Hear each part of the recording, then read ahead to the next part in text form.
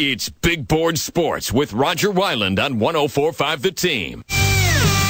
Ben Reiter, Sports Illustrated, author of Astroball, the new way to win it all. And we want Ben on our program because we are the home of the Tri-City Valley Cats. The Valley Cats are, of course, affiliated with the Houston Astros, and we know how good that Astros organization has been recently. And Ben joins us for a few minutes on Big Board Sports, 104.5 The Team, ESPN Radio. Ben, Roger Wyland, Chris Honorado in Albany. Good morning. Hey, guys. How are you? Morning, Ben. Good. Appreciate it, Ben. And, hey, it all starts right here, Ben, with the Valley Cats. You know, that's our team here with the New York Penn League. And we always tell the locals here, you watch the Valley Cats on a given night, and you watch these players, and in a few years, guys like Altuve and Dallas Keuchel and the whole crew, you end up seeing them winning a World Series with the Houston Astros. That's absolutely right. I mean, the Astros, part of their plan was to be homegrown, and that means that many of their key contributors, George Springer, have all come through Troy, New York. But so have recently some of their key architects. You might know that last summer, Sig Mejdal, who's been their longtime chief data man, was in uniform on the field there to teach some of their advanced techniques to the minor leaguers. So, yeah, I mean, it's a very key part of the developmental process for sure. When did this all change with the Astros? Because they really stunk up the joint for a long period of time. When did this whole thing change? And you are the author of Astroball, the new way to win it all. When did the whole organization turn the corner in the right direction?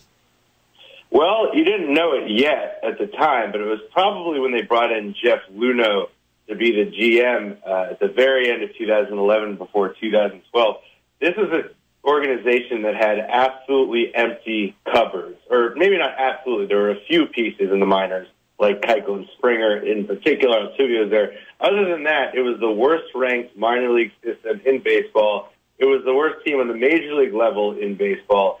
As I write in the book, Luhnow decided that the only way to get better was to, at first, continue to lose and not devote any resources to a team that was going to lose anyway, that he could instead devote down the road when it was ready to win. That's exactly what he did. Really, it started to turn around a little bit in 2014 when on the cover of Sports Illustrated we made the controversial prediction that they would be your 2017 champs. Started to see a little improvement then. Of course, against the odds, they made good on that prediction and won last October. Kind of you to go with the royal we there, Ben. That was your prediction. Bold as it was at the time, man, it paid off, and I know that's been big for you ever since. Ben Reiter of Sports Illustrated with us here on Big Board Sports 104.5 The Team, ESPN Radio. Check him out on Twitter at Ben Reiter. That's Reiter, simply put. Ben, look, nobody expected this from Jose Altuve. He was in Tri-City longer than most guys would be if they were going to be big leaguers all along. What is it you believe the Astros, and I know you wrote about it in your book, what is it you believe the Astros are doing differently that maybe some teams have learned to embrace and some teams still need to learn to embrace?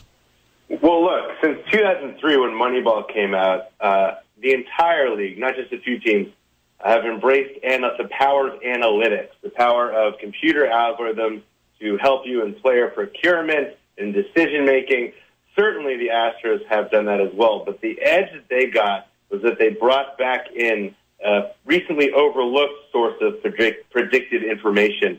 That's human. They revalued things like scouting, the human eye, human gut, and instinct, and they figured out how to combine that with the numbers to get the best out of both man and machine. Now, one of the things that they evaluated for, and this is really something that only a human can see, is this concept called growth mindset. It's essentially drive, grit, adaptability, a passion to learn. And this is a real quality that you can see in players.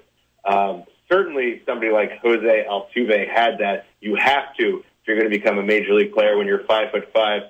So did Dallas Keuchel, so did George Springer. So they were able to use their analytical tools and combine them with these players' aptitude for learning and passion for learning to help them become what they are today. Although certainly most of the credit goes to the players themselves.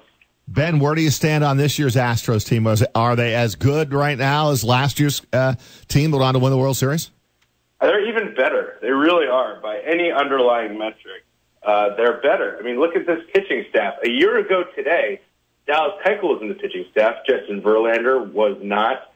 Garrett Cole was not. Now they have a starting rotation anyway that can be historically good. Combine that with an offense that's essentially unchanged from last year, and you have a better team top to bottom than the World Series champs. The problem, of course, is that there are several other teams that are also much better than they were last year, specifically the Yankees and the Red Sox. We could be shaping up for a legendary playoff race in October this year, especially in the American League. The book is Astroball, The New Way to Win It All. You can find it on Amazon, of course, also your Barnes & Noble bookstores. But if you have an independent bookstore in your neighborhood, tell them you're looking for Astroball. Urge them to get it as well on the shelves. Ben, all right, let's talk about that three-way race maybe. And I know I'm leaving Cleveland out of the discussion for now, but in terms of Houston, Boston, and New York, what do you believe are really the deciding factors once we kind of get to September and October? Last year, to me, it was clearly the pitching that Houston had and the way they were able to silence New York's bats when played in Houston. I think that's the difference maker again. I mean, you hear, the Yankees are going to look for a starter. The Red Sox are going to look for an arm. Frankly, Houston is going to be looking for a reliever as well, especially after demoting Ken Giles just the other day. But look, when it comes down to a short series, and 7 games is still short, when you have 4 to 5 starting pitchers of the quality the Astros have in Verlander, Cole, Keuchel, Charlie Morton, and Lance McCullers, who can eat up so many innings, like, you don't necessarily need a bullpen arm. It's certainly a nice addition, and they do have a solid bullpen, if not a kind of singularly shut down one. But I think that pitching will make the difference in October. They've got the edge there over even these other super teams in the AL. And therein lies the storyline with the Yankees. It's all about the pitching. They need to forget about Manny Machado, and they need to go and throw a boatload of prospects and Andujar and whoever else and get Jacob deGrom, and then the Yankees and the Astros be a heck of a battle. Yeah, I think you're right, and that's the thing. I mean, the teams with pitchers to sell, and there aren't many of them, know that the prices are going to be sky high. First of all, because there's a scarcity right now. Second, because all these teams are looking for the same thing. I guess I'm not a guy who thinks the Mets should, rush to deal Jacob deGrom or Noah Syndergaard, but it's all about the price. That's another thing the Astros did. They're very value-focused.